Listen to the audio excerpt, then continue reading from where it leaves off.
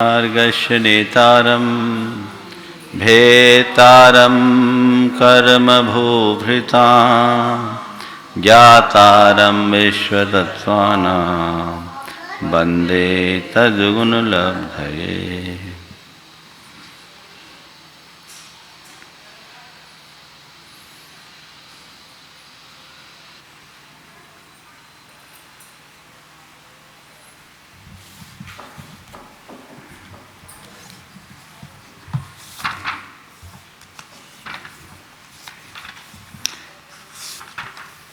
कल हम 9वें अध्याय के आखिरी सूत्र की चर्चा कर रहे थे। आज प्रश्न बहुत सारे आए हैं और प्रश्न की जगह कल के अधूरे सूत्र को पूरा करें कि प्रश्न ले लें?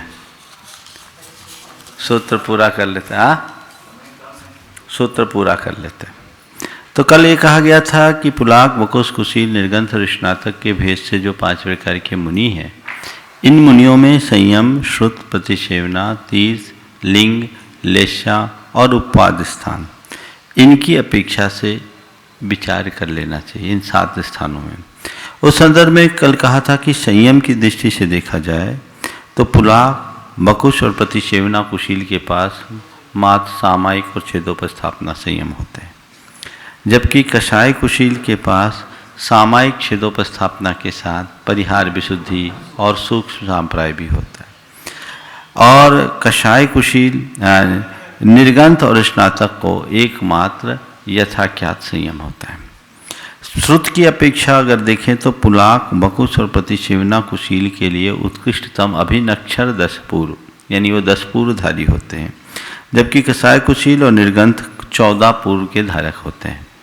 इनमें इनका जघन्य है उसमें पुलाक के लिए आचार वस्तु, जबकि बकुश, कुशील और निर्गंथों के लिए अष्ट प्रवचन मातृका इनका जघन्य श्रुत है।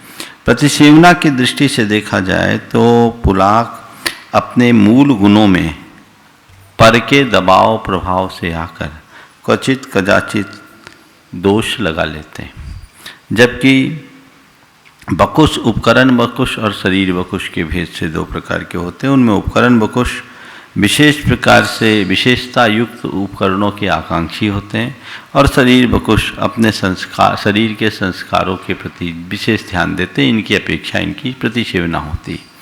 कषाय कुशील की कोई प्रतिसेवना नहीं है, निर्गंथ की कोई प्रतिसेवना नहीं, स्नातक की कोई प्रतिसेवना नहीं, लेकिन प्रतिसेवना कुशील मूल गुणों की तो विराधना नहीं करते, कदाचित उत्तर गुणों की विराधना कर लेते हैं। अब बात आती है तीर्थ। तीर्थ की दृष्टि से देखा जाए तो ये 5 मुनि सभी तीर्थकरों के तीर्थ में होते हैं। पंचम काल में नहीं, चौथे काल में ही।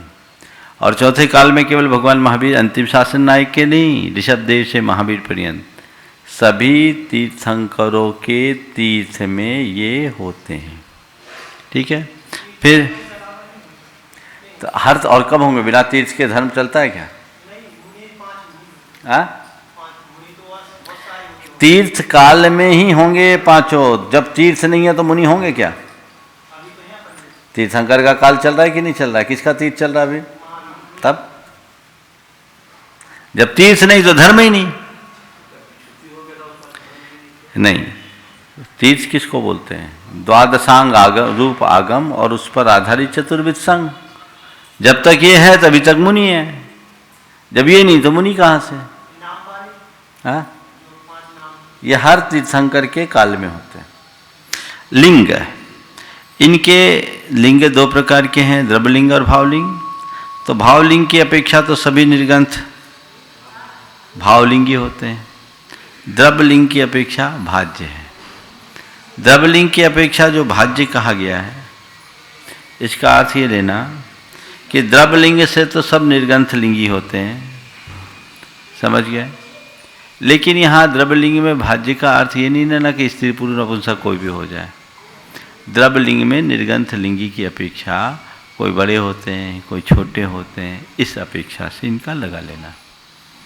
लेशा, पुलाक के आखिरी के 3 पीत, पद्म, शुक्ल।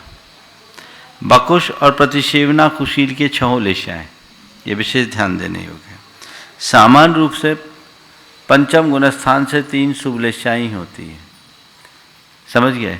लेकिन यहाँ पर छठे गुणस्थान में 3 शुभलेशा होनी चाहिए, पर यहाँ पर क्वचित कदाचित बकुश और प्रतिसेवना कुशील के 6 लेशाएं दे दी।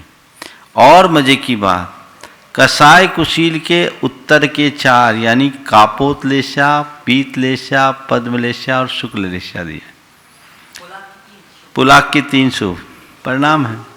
सुख संप्राय निर्गंथ स्नातक की केवल शुक्ललेशा, ठीक है ना। अयोग केवली अलेशा लेशा रहित होते हैं। उपाद ये कहाँ जन्म ले सकते हैं? तो पुलाक का उत्कृष्ट उपाद कहाँ तक? तो उत्कृष्ट आयु वाले सहस्रार स्वर्ग तक। सहस्रार स्वर्ग की आयु 18 सागर की है, तो 18 सागर की आयु वाले सहस्रार में उत्पन्न हो सकते हैं। घातायु की अपेक्षा 18.5 तक जा सकते हैं।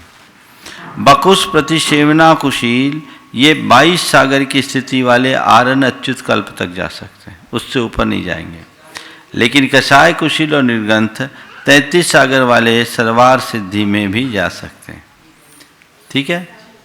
बकुश प्रतिसेवना कुशील अच्युत स्वर्ग से ऊपर नहीं, लेकिन कषाय कुशील और निर्गंथ ये कहाँ तक जाएंगे? सर्वार सिद्धि पर्यंत। सभी का जघन्य उत्पाद सौधर्म कल्प में होगा, जो कम से कम 2 सागर की स्थिति वाले होंगे। स्नातक का निर्वाण होता है, ठीक है। अब स्थान, इनके परिणाम स्थान कितने होते हैं? समझ गए। उपाद के बाद क्या बताया? स्थान। परिणाम स्थान कितने होते हैं? असंख्यानी संयम स्थान जो होते हैं कषाय निमित्तक असंख्यात होते हैं। उन असंख्यात स्थानों में सबसे जघन्य जो लब्धि स्थान होते हैं वो पुलाक और कषाय कुशील के होते हैं। और इनके असंख्यात स्थान जाने के बाद पुलाक पिछड़ जाता है, फिर कषाय कुशील आगे आया। कषाय कुशील से के असंख्यात स्थान जाने पर अकेला जाता है, फिर कषाय कुशील और प्रतिसेवना कुशील और बकुश एक साथ असंख्यात स्थान जाते हैं, फिर बकुश पिछड़ता है।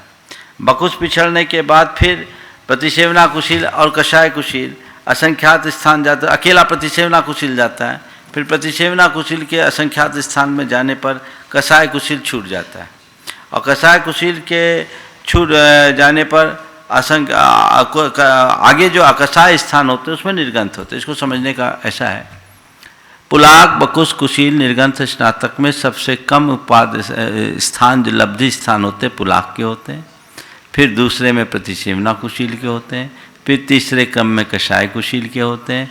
बकुश पुलाक के सबसे पहले पुलाक के, फिर बकुश के, फिर प्रतिसेवना कुशील के, फिर आपके जाकर के कषाय कुशील के, फिर निर्गंथ और स्नातक के तो कोई है ही नहीं। इस प्रकार ये स्नातक निर्वाण को प्राप्त करते हैं। इस तरह ये इनके स्थान की अपेक्षा भेद लगा लेना चाहिए। लब्धि स्थान यानी परिणामों की जो विशुद्धि के स्थान है, जो कषायों की तत्तमता पर निर्भर करते हैं, उसको लब्धि स्थान बोलते हैं, ठीक है। तो संयम, श्रुत, प्रतिसेवना, तीर्थ, लिंग, लेशा, उपाद और स्थान, इनकी अपेक्षा इनमें अलग अलग भेद जान लेना। इस प्रकार तत्वार सूत्र का 9वां अध्याय पूर्ण हुआ। पहले एक का ऐसा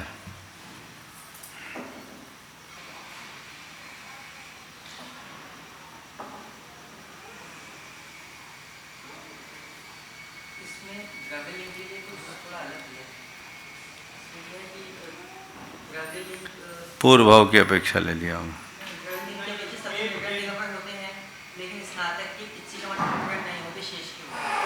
वो द्रवलिंग में वो अंतर बना दिया।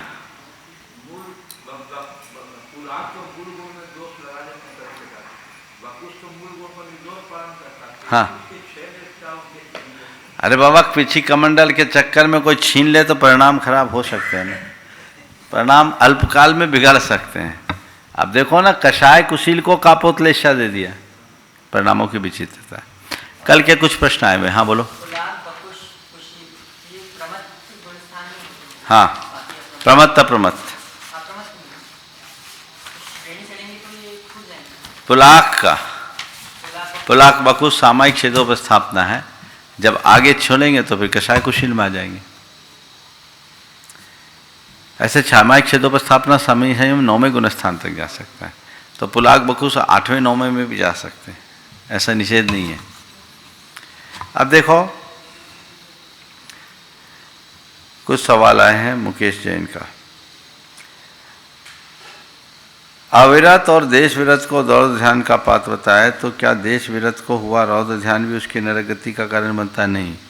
एक रौद्र ध्यानी का रौद्र ध्यान, एक धर्म ध्यानी का आर्त या रौद्र ध्यान में बड़ा अंतर है। सम्यक दृष्टि और देश संयत का आर्त रौद्र परिणाम मंद होता है, वो नरक और तिर्यंश गति का पात्र नहीं बनता। आर्त ध्यान को सामान्य रूप से नरक तिर्यंश गति का और रौद्र ध्यान को नरक गति का कारण बनता है, लेकिन उसके वैसे रौद्र ध्यान नहीं होते, समझ गए, इसलिए उसको वैसा समझना। क्या रौद्र ध्यान और आर्त ध्यान का फल समान है? क्या लिखा है?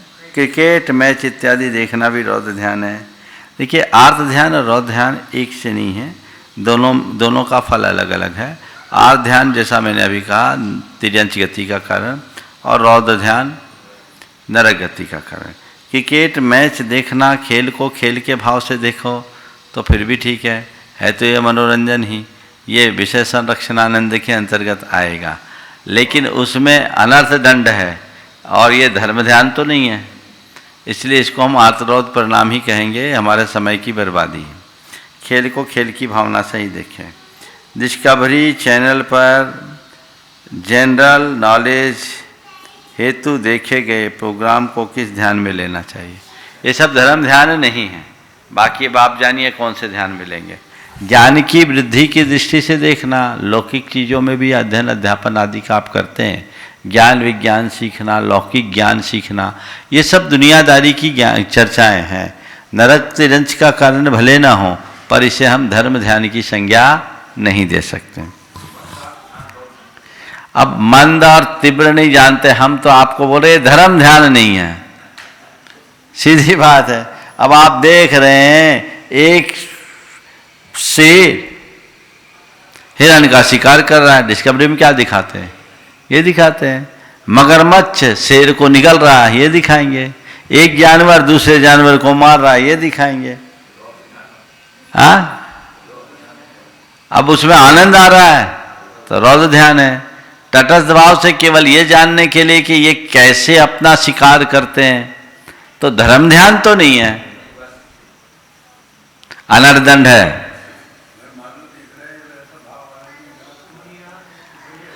देख काय को रहे हो, कहाँ जरूरत है देखने की? धर्म ध्यान है का? बस समझे ही बता रहे। मन में भाव तो आ रहा है कि अरे भगवान बच जाए, लेकिन आपके समय की बर्बादी है या नहीं? अपद ध्यान है। लौकिक शिक्षा धर्म ध्यान थोड़ी है। तुलनात्मक दृष्टि से पढ़ने के लिए पढ़ने वाले का धर्म ध्यान हो जाएगा, लेकिन जो बेसिक ज्ञान है, अब जो किताबें पढ़ते हैं वो सब धर्म ध्यान थोड़ी है। वो जीवन निर्वाह के विषयभूत विषय की शिक्षा ले रहे हैं जो जीवन के लिए आवश्यक है। 24 घंटा धर्म, आप दुकान चला रहे धर्म ध्यान कर रहे हैं क्या? तो जैसे दुकान चलाना आवश्यक वैसे ये चलाना आवश्यक है। कुछ चीज़ों को जानकारी लेने के लिए आप अगर लेते हैं तो कोई बुराई नहीं है, पर उसे धर्म ध्यान मत मानना। धर्म ध्यान के भेद में अपाय विषय को वीतरागी पुरुषों की धर्म संबंधी आज्ञा का पालन करने को कहा, तो इसे ध्यान क्यों कहा, जबकि ये तो क्रिया है। अपाय विषय में नहीं कहा था, आज्ञा विषय में कहा था। लेकिन क्रिया भी ध्यान है, क्योंकि अगर हम क्रियाओं को ध्यान से कर रहे हैं तो ध्यान हो गया। मैंने उदाहरण दिया था, पिक्चर भी देख रहे तो ध्यान से, प्रवचन भी सुन रहे तो ध्यान से, पूजा भी करो तो ध्यान से, स्वाध्याय भी करो तो ध्यान से। आपने बताया कि धर्म ध्यान गौण रूप से छठे गुण स्थान तक, इसका मतलब क्या है, कृपया समझाएं। माने छठे गुण स्थान तक जो धर्म ध्यान है ये ज़्यादातर प्रवृत्ति वाला धर्म ध्यान है, काम चलाओ धर्म ध्यान है। असली धर्म ध्यान जो आत्मा का आनंद देता है वो ऊपर उठने में होता है। आपने बताया हो गया। आपने बताया कि श्रेणी पर चलने पर धर्म ध्यान शुक्ल ध्यान में बदल जाता है, तो क्या विचारों या ध्यान की क्वालिटी या तीव्रता में फर्क आ जाता है? कृपया कर समझाएं। पवित्र विचारों में और अत्यंत पवित्र विचारों में अंतर है कि नहीं? धर्म ध्यान की विशुद्धि से शुक्ल ध्यान की विशुद्धि अनंत गुनी होती है, इसलिए धर्म ध्यान और शुक्ल ध्यान में अंतर समझकर चलना चाहिए। बहुत अच्छे सवाल है। परे केवलिना और 39वें सूत्र शुक्ल ध्यान के भेद में सूक्ष्म क्रिया प्रतिपाती में काय योग में स्थित होकर समस्त योगों का निरोध करता है, तो तब वह काय योग में है तो काय योग का निरोध कैसे कर पाता है? इसका एक क्रम है।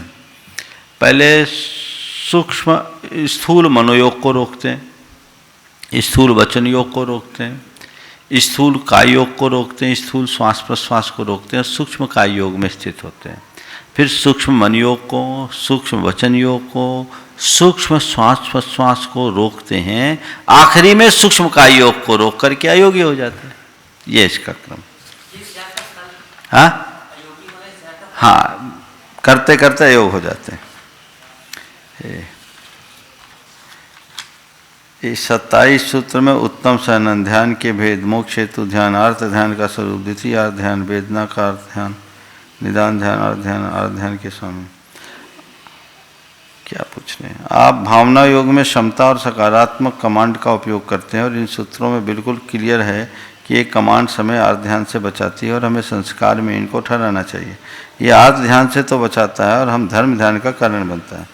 अर्थ ध्यान की अवधि भी अंतर्मुहूर्त है। क्या धर्म ध्यान को भी मोक्ष का हेतु कहा? क्या इसकी भी अवधि अंतर्मुहूर्त माननी चाहिए?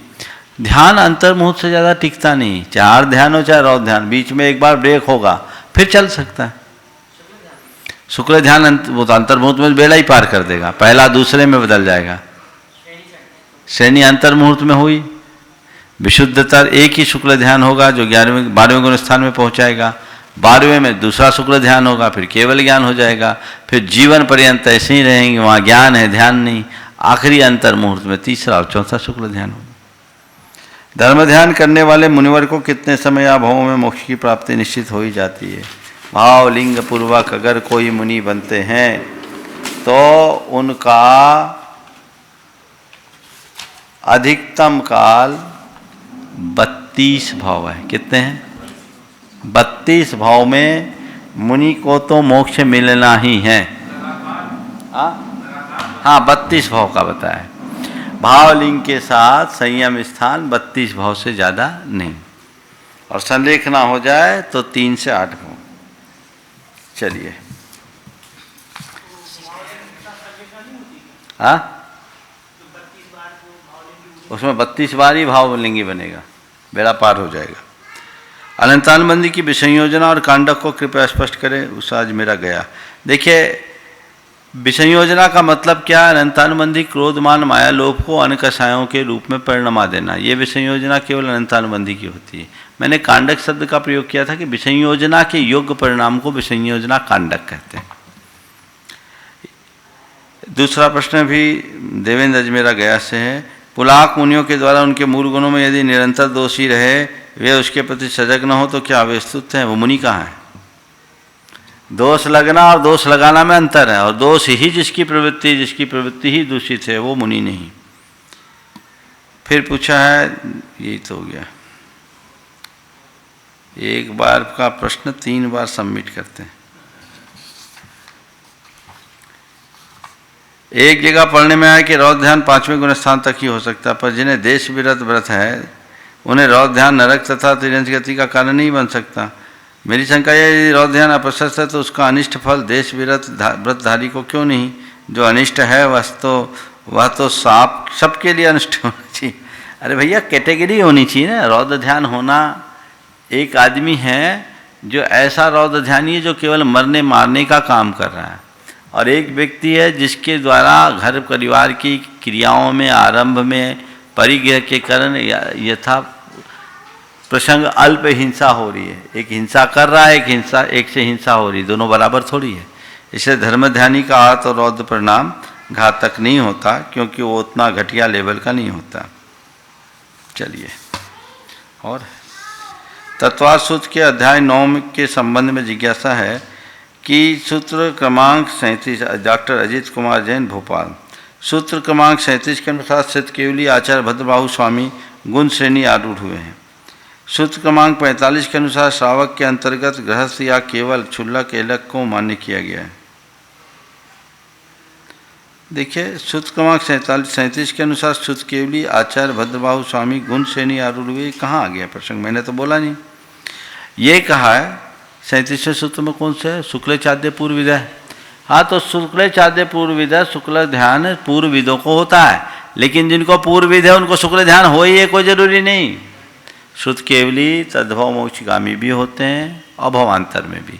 अभी भद्रबाहु महाराज को शुक्ल ध्यान नहीं हुआ, अभी वह स्वर्गवासी हैं, अगले भाव में मोक्ष जाएंगे, जल्दी जाएंगे मोक्ष। इसलिए ऐसा मत सोचना कि जो श्रुत केवली हैं गुण श्रेणी नहीं है, इनको कहना चाहिए श्रेणी आरूढ़ हुए हैं।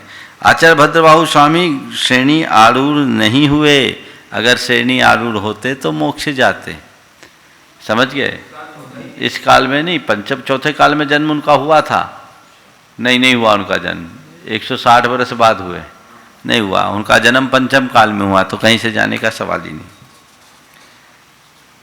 और 45 सूत्र क्रमांक 45 गृहस्थ या केवल क्षुल्लक एलक को मान्य किया गया है। कौन सा पैता?